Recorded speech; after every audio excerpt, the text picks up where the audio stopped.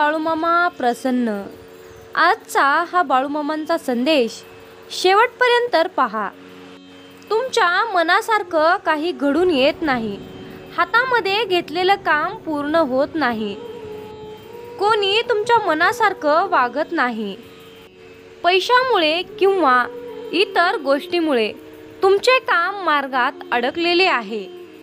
म्हणून माझ्या बाळा, हा संदेश तू शेवटपर्यंत ऐक.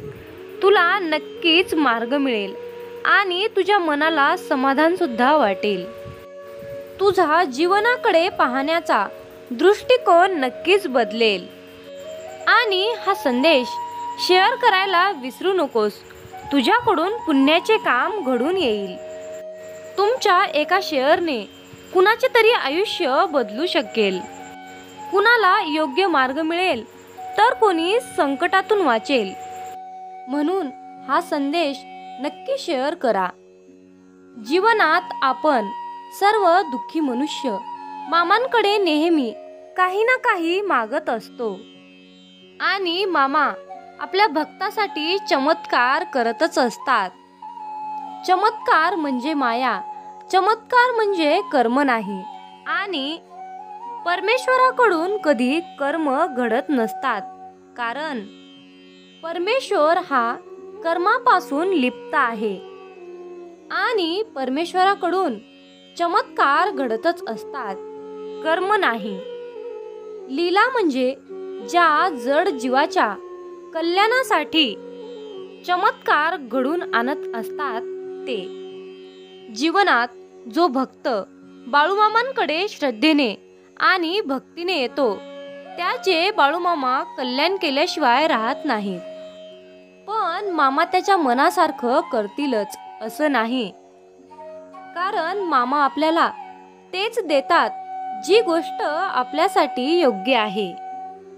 आणि आपल्यासाठी काय योग्य आहे आणि काय अयोग्य आहे ते मामांनाच माहीत आहे. जीवनात कधी-कधी आपण मामांना जे मागतो ते मामा आपल्याला देत नाहीत. आणि मग काही जण बाळूमामांच्या नामाला दोष देतात. पण एक गोष्ट नेहमी लक्षात ठेवा, आपण जे देवाकडे मागतो ते आपल्या कमकुवत बुद्धीनुसार मागतो. आणि मामा भूत भविष्य सर्व जाणून असतात. त्यांना सर्व ठाऊक असते. म्हणूनच जीवनात मामा आपल्याला आपल्या कल्याणासाठी जी गोष्ट आहे तीच गोष्ट आपल्याला देत असतात. जीवनात जर बाळूमामांनी एखादी गोष्ट तुमच्या मनासारखी केली नाही तर समजून घ्या की या गोष्टीमागे पुढे एक मोठं संकट आपल्या पाठीमागे येणार आहे. आणि ती संकट बाळूमामांनी टाळलेलं आहे. हा विश्वास त्यांच्यावर असायला हवा. आपले वाईट व्हावे असे मामांना कधीही वाटत नाही. जीवनात आपण जेव्हा रडत असतो, दुःखी असतो, तेव्हा मामाही दुःखी असतात. त्यांच्याही मनाला वाईट वाटतं. कारण आपण दुःखी असलेलं, आपण रडत असलेलं हे मामांना भगवत नाही. मात्र जेव्हा आपण आनंदी असतो तेव्हा मामाही आनंदी होतात. आयुष्यात कधीही उद्याची काळजी करू नका. ज्या परमेश्वराने आजपर्यंत आपल्याला सांभाळले आहे तो उद्याही सांभाळेल. संयम ठेवा. कारण चांगलं घडण्यासाठी तुम्हाला वाईट परिस्थितीतून जावंच लागतं. न मागता सर्व काही मिळेल. फक्त धीर धरा आणि योग्य कर्म करत राहा. आपले अंतःकरण जोपर्यंत शुद्ध आहे तोपर्यंत या विश्वातील कोणत्याही गोष्टीची भीती बाळगण्याची गरज नाही. फक्त नीतिमत्ता साफ ठेवा. परमेश्वर तुम्हाला काटाही टोचू देणार नाही. मामा म्हणतात, माझ्या बाळा, मी सोबत असताना तू कशाचीही काळजी करू नकोस. तू फक्त चांगले कर्म करून माझ्यावर अटळ विश्वास ठेव. तुझ्या आयुष्याचा कारभार सांभाळायला आम्ही आहोत ना. तुमचा बाळूमामांच्या या शक्तीवर विश्वास असेल तर आत्ताच आपला हा संदेश शेअर करा आणि बाळूमामा तुमचा आशीर्वाद माझ्यावर आहे असे टाईप करा. जीवनात अडचणी कितीही येऊ द्या, पण प्रारब्धाच्या पुढे कोणीही जाऊ शकत नाही. त्यामुळे नेहमी लक्षात ठेवा, वादळात दिवा लावण्याचे स्वप्न पहा. परमेश्वर नक्कीच तुम्हाला मदत केल्याशिवाय राहणार नाही. कुणाचे चांगले झाले तर त्याचा द्वेष करू नये, कुणाचे वाईट झाले तर त्याला हसू नये. नेहमी वेळेचे भान ठेवावे, कारण चांगली वेळ कधी सांगून येत नाही. तुम्ही पूर्णपणे सहमत असाल तर आत्ताच आपल्या चॅनलला सबस्क्राईब करा आणि बाळूमामांचा आशीर्वाद प्राप्त करून घ्या. मामा म्हणतात, माझ्या बाळा, एक गोष्ट नेहमी लक्षात ठेव. जीवनात कितीही मोठे डोंगरा एवढे संकट येऊ दे, तू डगमगू नकोस, कारण तुला तारणारी शक्ती आभाळा एवढी विशाल आहे. हे कधी विसरू नकोस. जीवनात असंच पुढे जात जा, संकट दूर होईल. हाच तुला माझा आशीर्वाद. भक्तांनो, तुमचे संकट दूर होण्यासाठी माझ्यासोबत डोळे बंद करून अशा प्रकारे प्रार्थना करा की, हे मेंढी माऊली, तुला सर्वप्रथम कोटी कोटी प्रणाम, त्रिवार वंदन. या पृथ्वीवरील रंगमंचावर तुला जे पात्र दिले आहे ते उत्कृष्टपणे निभावून घे. माझ्या शरीरात जे जे आवश्यक आहे, जे जे योग्य आहे ते गुण आहेत, कौशल्य आहे, ते फक्त तू विकसित कर. आजपर्यंत तू मला जे दिले आहेस ते तुझेच आहे.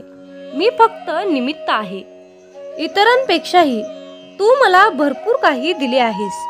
राहिलेले आयुष्य देखील तुझ्या कृपा आशीर्वादाने, सुख समाधानाने आणि आनंदाने, ऐश्वर्याने आणि तुझ्या नामस्मरणाने जगण्याची ताकद दे. आणि तुझी आठवण मला सतत होऊ दे. मनाचा परिणाम नेहमी शरीरावर होतो, म्हणून नेहमी मनामध्ये चांगले विचार येऊ दे. चांगले आरोग्य दिल्यास तुझी सेवा अखंड करता येईल आणि सेवा करताना हे शरीरही तुझंच आहे. या शरीराला कोणत्याही प्रकारचा घातपात होऊ नये याची काळजी तूच घे. माझ्या जीवनात जे काही भोग असतील ते तुझ्या आशीर्वादाने नष्ट होऊ दे. हीच देवा तुझ्या चरणी प्रार्थना आहे. ही प्रार्थना रोज तुम्ही शांतपणे मामांसमोर बसून मन मोकळेपणाने त्यांना तुमच्या सर्व समस्या सांगा. मामा ऐकतात, मामा समजून घेतात आणि एका क्षणात तुमच्या सर्व समस्या, तुमचे सर्व संकट दूर करतात. भक्तांनो, हा एक अनुभव आहे आणि हा अनुभव तुम्हालाही लवकर येऊ देत. हीच बाळूमामा चरणी प्रार्थना. हा अनुभव प्राप्त करण्यासाठी आपल्या व्हिडिओला लाईक न करता चॅनलला सबस्क्राईब करा. मामा प्रेमाने म्हणतात, अरे बाळा, तू का भटकत आहेस? सावर स्वतःला, मी तुझाच आहे, तुझ्या पाठीशी आहे. ठणकावून सांग तुझ्या मनाला, अरे बाळा, काळजी करू नकोस, कारण लेखणी माझ्याच हातात आहे. लिहिणाऱ्यानं तुझ्या नशिबात काहीही लिहू दे, पण तुझे नशीब मात्र तुझ्या सोबत आहे. मग तू कशाची चिंता करतोस? चिंता करून काहीच होणार नाही. फक्त तू आपल्या मामांवर विश्वास ठेव. हातातलं कोणी हिसकावून घेतलं तर नशिबातलं कोणीच हिसकावून घेत नाही, हे मात्र नेहमी लक्षात ठेव. जीवनात न कळत तुझ्या समोर असा एक क्षण येईल की त्या क्षणाची तू आशा सोडली होतीस आणि तुझं ते स्वप्न खरं होईल. अभिमानाला कधी तुमच्या मनात घर देऊ नका आणि स्वाभिमानाला कधी तुमच्या मनाच्या घरातून बाहेर काढू नका. त्याचे कारण असे आहे, अभिमान तुम्हाला कधी तुमची प्रगती होऊ देणार नाही आणि स्वाभिमान तुम्हाला कधी अधोगतीकडे जाऊ देणार नाही. ज्यावेळी तुम्हाला समोरची व्यक्ती तुम्हाला नम्रपणे ओळख दाखवते, नमस्कार करते, त्यावेळी समजून घ्या की तुम्ही जगातील सर्वात मोठी श्रीमंती कमवली आहे. मामा म्हणतात, ओळखतो आवाज, ओळखती खून, माझ्या भक्तासाठी मी फिरतो अजून. मला उगम नव्हता, मला अंत नाही, मी त्रैलोक्याचा स्वामी, नुसता संत नाही. माझे नामस्मरण कर देहभान विसरून, मी हळूहळू येईन आणि तुझ्या कानात सांगून जाईन. भिवू नकोस, मी तुझ्या अंतर्मनात आहे. भक्तांनो, नामाने काय होणार आहे असे मनात सुद्धा आणू नका. नामात किती शक्ती आहे हे नाम घेऊनच पहा. ज्याला नामाचे प्रेम आहे त्याने भगवंतालाच आपले केले आहे, यात काही शंका नाही. तुमची कळकळीची हाक ऐकून मामा तुमच्यापाशी धावत येतील. तुम्ही सहमत असाल तर होय बाळू मामा, मी तुमच्या मताशी सहमत आहे असे टाईप करा. या जगात आपल्या जवळ स्वतःचे काहीच नाही. जे काही आपल्या जवळ आहे ते तात्पुरती ठेव आहे. पुत्र ही सुनेची ठेव आहे, तर कन्या ही जावयाची ठेव आहे, आणि जीवन हे मृत्यूची ठेव आहे. शरीर हे स्मशानाशी ठेव आहे. प्रत्येकाला एक ना एक दिवस दिसेन की तुमचा मुलगा सुनेचा होईल, तुमचा जावई मुलीला घेऊन जाईल. जीवन मृत्यूला शरण जाईल आणि शरीर हे स्मशानातल्या राखेत मिसळेल. जीवनाचा सर्वात मोठा गुरु म्हणजे तो काळ असतो, कारण काळ जो शिकवतो ते कुणीच शिकवत नाही.